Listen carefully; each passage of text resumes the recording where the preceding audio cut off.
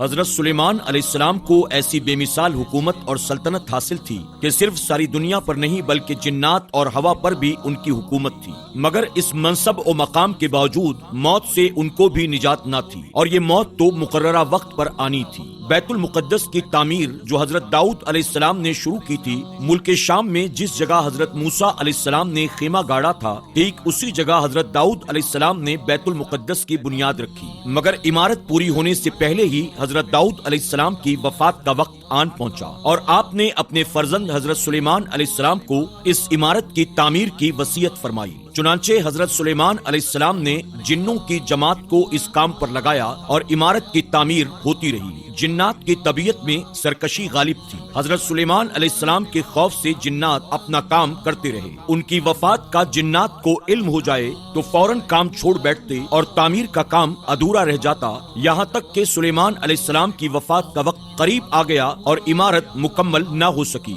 تو آپ نے یہ دعا مانگی کہ الہی میری موت جنوں کے جماعت پر ظاہر نہ ہونے پائے، تاکہ وہ برابر عمارت کی تعمیر میں مصروف رہیں اور ان سبھوں کا علم غیب کا جو دعویٰ ہے وہ بھی باطل ٹھہر جائے۔ یہ دعا مانگ کر آپ محراب میں داخل ہو گئے اور اپنی عادت کے مطابق اپنی لاٹھی ٹیک کر عبادت میں کھڑے ہو گئے، اور اسی حالت میں آپ کی وفات ہو گئی۔ مگر جن مزدور یہ سمجھ کر کہ آپ زندہ کھڑے ہوئے ہیں برابر کام میں مصروف رہے، اور عرصہ دراز تک آپ کا اس حالت میں رہنا جنات کے گروہ کے لیے کچھ باعث حیرت اس لیے بھی نہ ہوا کہ وہ بارہا دیکھ چکے تھے کہ آپ ایک ایک ماہ بلکہ کبھی دو ماہ برابر عبادت میں کھڑے رہا کرتے تھے، یہاں تک کہ بحکم الہی دیمک نے آپ کی عصا کو کھا لیا، اور عصا کے گر جانے پر آپ کا جسم مبارک بھی زمین پر آ گیا، اور اس وقت جنوں کی جماعت اور تمام انسانوں کو پتا چلا کہ اللہ کے نبی سلیمان علیہ السلام کی وفات ہو چکی ہے۔ قرآن مجید میں اللہ رب العزت نے اس واقعے کو